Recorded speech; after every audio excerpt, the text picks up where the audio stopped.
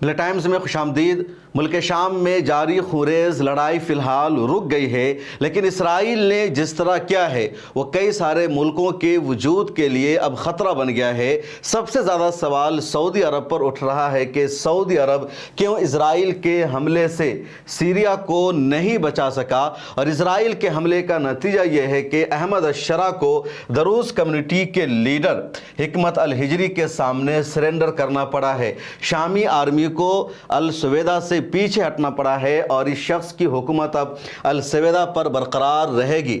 शाम की आर्मी अहमद अशरा की पूरी टीम अल सवेदा में जा चुकी थी, पूरा कंट्रोल हासिल कर लिया था और इसकी आर्मी को, इसके बागियों को, आतंकियों को पीछे हटा दिया था। लेकिन अचानक इजराइल ने, बेंजामिन नेतन्याहू ने एयर स्ट्राइक शुरू कर दिया शाम पर, अल सवेदा पर, अर्रादा पर और जितने मुल्क शाम के इलाके हैं सब जगह को इसने टारगेट किया। खासतौर पर दिमश्क में मुख्तलिफ इलाकों को निशाना बनाया।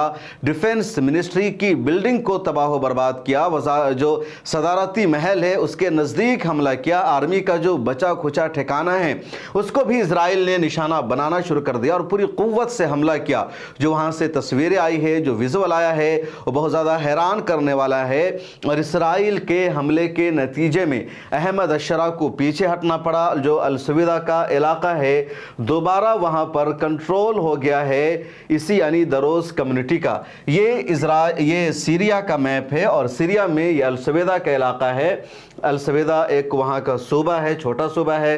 ये उसके आसपास के शहर है जैसे रही, मसाद, कनवात, आतील और असाला। ये पूरा इलाका अल सवेदा का एरिया है और इस एरिया में दरोस कम्युनिटी रहती है। दरोस कम्युनिटी मुसलमानों से बिल्कुल अलग है। वो सिर्फ वहदानियत पर यकीन रखती है, उसके अलावा किसी चीज़ को नहीं मानती। 11वीं सदी में इस फ़िरक़े का वजूद अमल में आया था। इस फ़िरक़ा को इज़राइल का सबसे ज़्यादा सपोर्ट है। दरोस कम्युनिटी के लोग इज़राइल में भी है, लबनान में भी हैं। और जैसे अहमद अशरा ने कोशिश की कि मुल्क शाम को एक किया जाए, अचानक इजराइल ने वहाँ पर हमला कर दिया। उसके बाद ख़बर यह भी सामने आती है कि इसराइल में जो दरोस कम्युनिटी मौजूद है उसने भी शाम में दाखिल होने की कोशिश की थी। लड़ने का उन लोगों ने फैसला किया था, लेकिन बेंजामिन नेतन्याहू ने एक वीडियो जारी करके उन तमाम लोगों से कहा कि आपको इजराइल के बाहर नहीं जाना है। इजराइल से बाहर कदम रखने की सूरत में गिरफ्तारी हो सकती है, किडनैप किया जा सकता है, हमला हो सकता है, तुम्हारी जानों की हिफाजत हम नहीं कर सकते हैं। उधर लबनान में जो दरोस कम्युनिटी के लोग रहते हैं वो भी मुल्क शाम आ रहे थे शाम की आर्मी के ख़िलाफ़ लड़ने के लिए, लेकिन वहाँ भी लबनान की आर्मी ने बॉर्डर पर उन लोगों को रोक दिया और इधर आने की इजाज़त नहीं दी। अब ज़रा सा यहाँ पर इस बात को भी समझिए कि सिर्फ 12 लाख दरोस कम्युनिटी की टोटल आबादी है पूरी दुनिया में और 12 लाख में से सबसे ज़्यादा आबादी मुल्क शाम में रहती है, यही अल सवेदा के सूबे में। उसके बाद थोड़ी सी आबादी इजराइल में पाई जाती है और थोड़ी सी आबादी इस कम्युनिटी की लबनान में पाई जाती है। टोटल आबादी ओनली 12 लाख। लेकिन असवेदा के इलाके में जब शाम की आर्मी ने यहाँ पर हमला किया, इन लोगों को तमाम इलाकों से बाहर किया, कंट्रोल हासिल करने की कोशिश की, तो इजराइल में जो कम्युनिटी मौजूद है दरोस की वो लड़ने के लिए बॉर्डर पर पहुंच जाती है। लबनान में दरोस कम्युनिटी बॉर्डर पर पहुंच जाती है, लेकिन गज़ा पट्टी पर पिछले 23 महीने से हमला जारी है, जेनोसाइड हो रहा है। उर्दून की आवाम ने तो कोशिश भी की कि बॉर्डर खोल दो, हम जाकर के लड़ेंगे, लेकिन उसके अलावा कहीं और की आवाम ने ऐसी हिम्मत नहीं की है। मिस्र में, सऊदी अरब में, मुत्तहिदा अरब इमारात में और दूसरे अरब देशों में तो लोगों ने सड़कों पर उतरकर प्रोटेस्ट भी नहीं किया है। मानते हैं कि वहाँ डेमोक्रेसी नहीं है, जमहूरियत नहीं है, लेकिन कम से कम वो प्रोटेस्ट करने की कोशिश तो कर सकते थे। कतर में भी जमहूरियत नहीं है, डेमोक्रेसी नहीं है, लेकिन कम से कम वहाँ की सरकार ने फ़लस्तीन की हिमायत में प्रोटेस्ट करने की इजाज़त दी है। ये लोग हिम्मत कर सकते थे, अपनी सरकार पर दबाव बना सकते थे। जैसी भी सरकार हो, अवाम के ख़िलाफ़ कोई सरकार नहीं जा सकती। डेमोक्रेसी हो, जमहूरियत हो, आमरीत हो, बादशाहत हो, अगर अवाम एक हो जाए, अवाम सड़कों पर उतर जाए, अवाम कोई फैसला कर ले, तो बड़े से बड़े तानाशाह को भी अवाम की ताकत के सामने झुकना पड़ता है। اب ذرا سوچئے، سعودی عرب کے مسلمانوں کا ایمان چیک کیجئے، متحدہ عرب امارات کو لیجئے، دوسرے عرب دیشوں کو لیجئے، مصر کو لے لیجئے، غزہ پٹی میں جنوسائیڈ جاری ہے اور یہاں کے مسلمانوں نے، یہاں کے شہریوں نے کبھی ہمت ہی نہیں دکھائی، کبھی جرأت ہی نہیں کی پروٹیسٹ کرنے کی، حوصلہ دکھانے کی، اور یہ تو بہت دور کی بات ہے کہ وہ غزہ پٹی پہنچ جائیں گے، جنوسائیڈ کو روکنے کی کوشش کریں گے، اسرائیل کے خلاف جنگ لڑنے میں کوئی حصہ داری دکھائیں گے، ایسی تو امید ہی نہیں کی جا سکتی۔ ہاں، یہ کوششیں کی ہے یورپ کے لوگوں نے، ترکی کے کچھ لوگوں نے، اور ان لوگوں نے فریڈم فلوٹیلا کے جہاز کے ذریعے یعنی میڈلین سی کے ذریعے غزہ پٹی پہنچنے کی کوشش کی، پہنچ گئے تھے لیکن اسرائیلی آرمی نے کڈنیپ کر لیا تھا۔ کچھ لیبیا کے مسلمانوں نے 1000 سے زیادہ افراد پر مشتمل قافلہ نکالا تھا، تیونس سے قافلہ نکلا تھا اور غزہ پہنچنا چاہ رہا تھا لیکن لیبیا میں روک دیا گیا، اور یو اے کی سپورٹڈ حکومت کے ذریعے بنغازی میں ان کو روک دیا گیا۔ یا پھر یورپ کے لوگوں نے ہی مصر پہنچ کر غزہ پہنچنے کا پلان بنایا تھا پچھلے جون کے مہینے میں، لیکن مصر کی حکومت نے، مصر کی سویلین نے پورے قافلے پر حملہ کر دیا، ان کو واپس جانے پر مجبور کر دیا۔ تو یہ مسلمانوں کی تاریخی سچائی ہے، یہ حقیقت ہے۔ دوسری طرف دروز کمیونٹی جو چاروں طرف سے وہاں پہنچ رہی تھی، اور اتنا دباؤ پڑا، امریکہ کا دباؤ پڑا، اسرائیل کا دباؤ پڑا کہ احمد الشرع کو پیچھے ہٹنا پڑا ہے۔ احمد الشرع کا لمبا چوڑا 6 منٹ کا ویڈیو بیان سامنے آیا ہے۔ اس ویڈیو بیان میں احمد الشرع کہہ رہے ہیں، میرے پاس 2 راستہ تھا، یا تو دروز کمیونٹی کے ساتھ جنگ کرنا، کنٹرول حاصل کرنا، اس صورت میں اسرائیل ہم پر حملہ کر رہا تھا اور ہمیں اسرائیل سے جنگ لڑنی پڑتی۔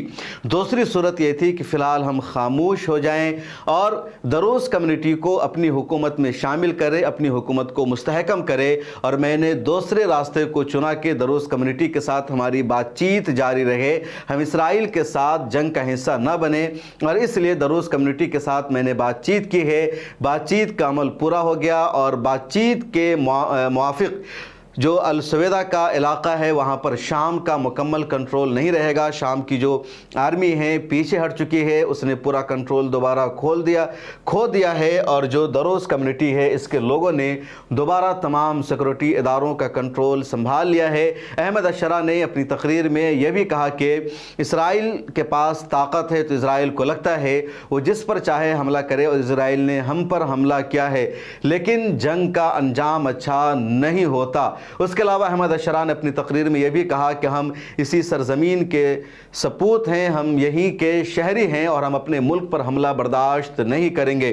تو مطلب احمد الشرع کی سچویشن ایسی ہے، شام کی صورتحال اس وقت ایسی ہے کہ یہ سخت لفظوں میں مذمت بھی نہیں کر سکتے۔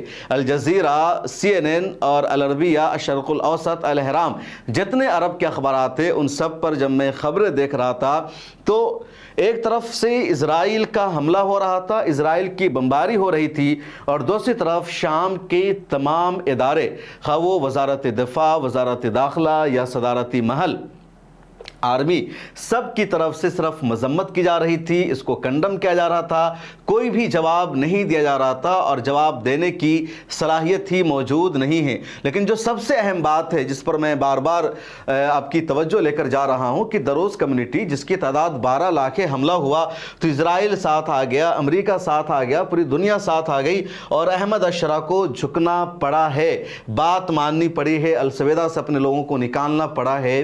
لیکن غزہ پٹی پر حملہ ہو رہا ہے، یا خود چھوڑ دیجئے غزہ پٹی، شام کے ساتھ تو سعودی عرب کھڑا ہے، امریکی صدر کھڑے ہیں، سب لوگ کھڑے ہیں۔ یہ تصویر دیکھیے، محمد بن سلمان ہے، ادھر احمد الشرع ہے، ادھر ڈونلڈ ٹرمپ ہے۔ 2 مہینہ پہلے کی تصویر ہے۔ تو آخر کیوں محمد بن سلمان نے یہاں پر امریکہ سے مدد طلب نہیں کی؟ کیوں احمد الشرع کو امریکہ کا، شام کا، ترکی کا سپورٹ نہیں مل سکا؟ کسی ملک کے فائٹر پلین نے شام کی مدد نہیں کی۔ شام کے پاس اس وقت کوئی ایئر ڈیفنس کا سسٹم موجود نہیں ہے، اس کے پاس ایئر فورس موجود نہیں ہے، میزائل نہیں ہے، کچھ بھی طاقت لگتا ہے نہیں بچی ہے۔ لیکن سعودی عرب سے طاقت مل سکتی تھی، امریکہ سے طاقت مل سکتی تھی، ترکی سپورٹ کر سکتا تھا، لیکن کسی نے کوئی سپورٹ نہیں کیا، اور 12 لاکھ میں سے جو چند لاکھ کمیونٹی موجود ہے اس کے سامنے جھکنا پڑا۔ احمد الشرع نے بار بار کہا کہ ان کا منصوبہ یہ ہے کہ جو موجودہ شام ہے وہاں ایک مستحکم حکومت ہو, سرکار اسٹیبلش ہو جائے, الگ الگ قبائلوں کی الگ الگ گروپ کی سرکار نہ رہے. شام ایک ایسا علاقہ ہے جہاں مختلف گروپس کی سرکار بنی ہوئی تھی. یہ پورا سیریا کا علاقہ ہے, اور سیریا کا ایک علاقہ جو ترکی سے ملتا ہے. ادھر الگ گروپ کی حکومت تھی, ادھر داعش کی حکومت تھی, ادھر الگ گروپ کی حکومت تھی, اور تقریباً احمد الشرا نے اب سب کو ملا لیا ہے. لیکن ایک ایریا بچا تھا, السویدا, جہاں دروز کمیونٹی, یہ ابھی تک حکومت کا پارٹ نہیں بنا تھا. اس کو ملانے کی کوشش کی تو اسرائیل نے ایسا نہیں ہونے دیا. اور کیوں نہیں ہونے دیا؟ کیونکہ دروز کمیونٹی کو اسرائیل سپورٹ کرتا ہے. اس کے ذریعے اسرائیل یہ چاہتا ہے کہ شام میں کوئی بھی ملٹری طاقت کھڑی نہ ہو سکے, شام اسرائیل کے لیے خطرہ نہ بن سکے, کیونکہ پوری دنیا یہ بات جانتی ہے کہ فلسطین کی آزادی کا جو راستہ ہموار ہوگا تو شام کے ذریعے ہی. یہ اسرائیل ہے جو دراصل آکیوپائڈ فلسطین ہے, فلسطین کے سرزمین پر بنا ہوا ہے, غزہ ہے.